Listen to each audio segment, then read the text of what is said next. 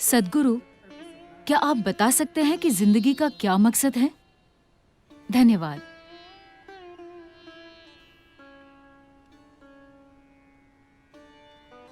क्या अच्छा नहीं है कि अगर कोई मकसद ना हो तो आपको कुछ भी पूरा नहीं करना, आप बस जी सकते हैं?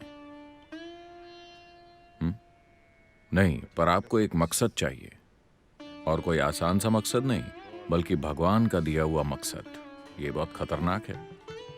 लोग जो ये सोचते हैं कि भगवान ने उन्हें मकसद दिया है, वो धरती पर तबाही मचा रहे हैं, है कि नहीं?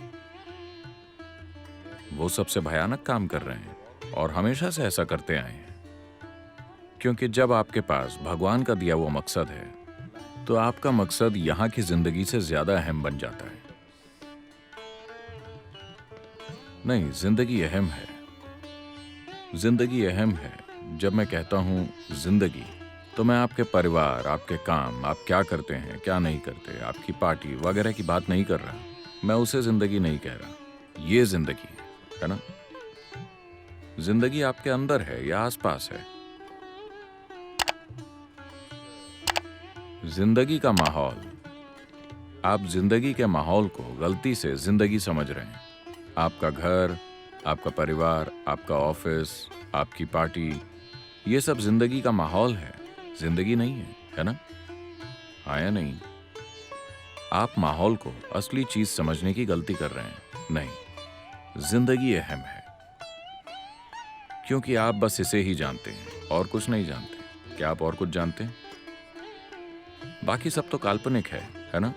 बस यही है जो धड़क रही है, जिंदा है, और यही सब कुछ है। तो क्या ये अहम है?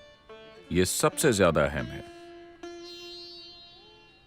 आप एक व्यक्ति के रूप में नहीं, वो अहम नहीं है, लेकिन आप जीवन के एक हिस्से के रूप में, ये बहुत अहम है, क्योंकि वही हर चीज का आधार है। जब मैं कहता हूं कि वही हर चीज का आधार है, आपके लिए ब्रह्मांड का अस्तित्व है, क्योंकि आप हैं, है ना? हाँ या ना? आपके लिए दुनिया का अस्तित्व है क्योंकि आप हैं, वरना आपके अनुभव में इसका कोई अस्तित्व नहीं होता।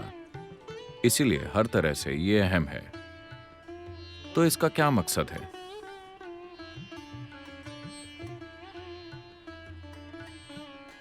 देखिए, अगर आपका कोई मकसद होता और आप उसे पूरा कर लेते, तो उसके बाद आप क्या करते?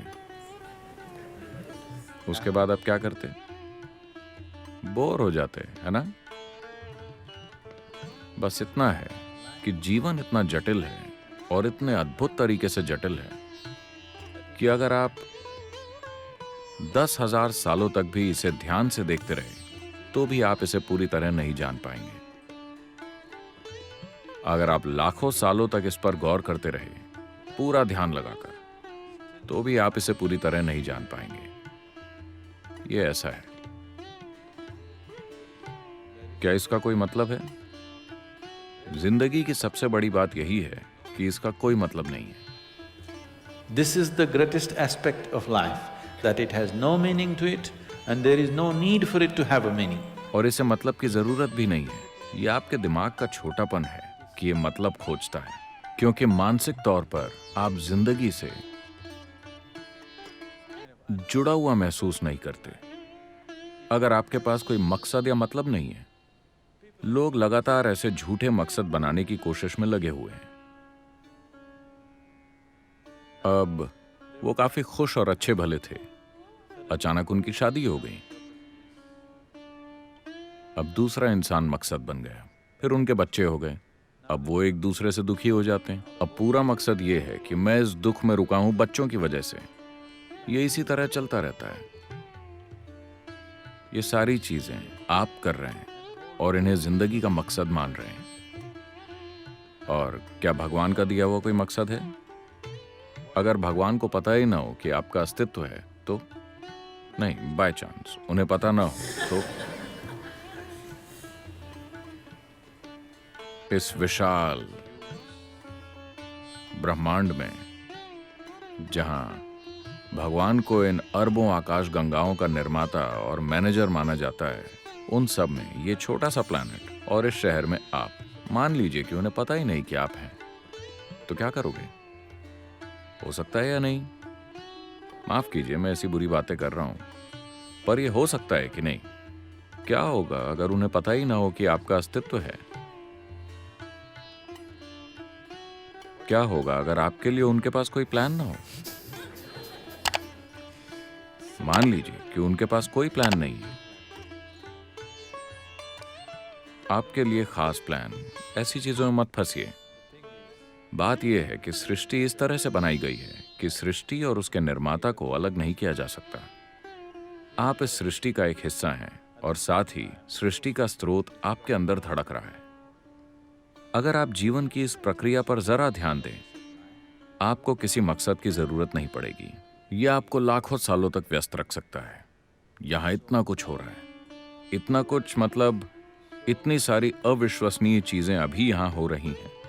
अगर आप जरूरी ध्यान दें, यह आपको लाखों सालों तक व्यस्त रख सकता है या ज्यादा भी।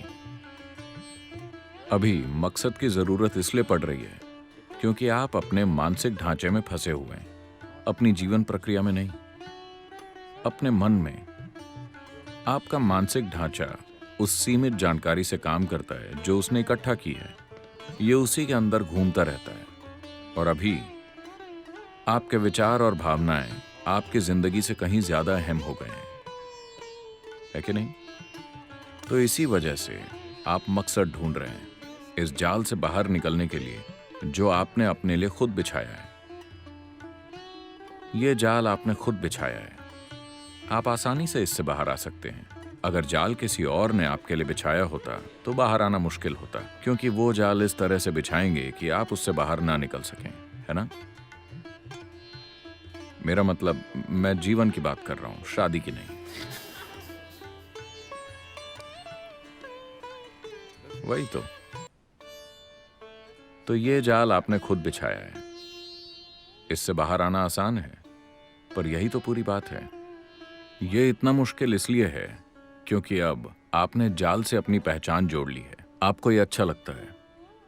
आपको ये अच्छा लगता है क्योंकि ये आपको कुछ मायनों में सेफ्टी और सिक्योरिटी और प्रोटेक्शन और एक अलग पहचान देता है। अगर आप अपने चारों तरफ एक सुरक्षा कवच बना लेते हैं तो वो आपको सेफ्टी देता है, पर आपको कैद भी कर लेता है। Walls of self-preservation are also walls of self-imprisonment. खुद को बचने के लिए बनाई गई दीवारें खुद को कैद करने वाली दीवारें भी हैं। जब ये आपकी रक्षा करती है आपको ये अच्छी लगती है, जब ये आपको रोकती है आपको ये अच्छी नहीं लगती। इसीलिए घर में दरवाजे होते हैं। हमें दीवारें अच्छी लगती हैं क्योंकि ये हमें बचाती हैं, लेकिन दरवाजे भी होते हैं ताकि हम उन्हें खोल सकें और जब चाहे बाहर जा सकें। चाहे दीवारें कितनी भी अच्छी हों, हम फिर भी बाहर निकलना चाहते हैं, है ना?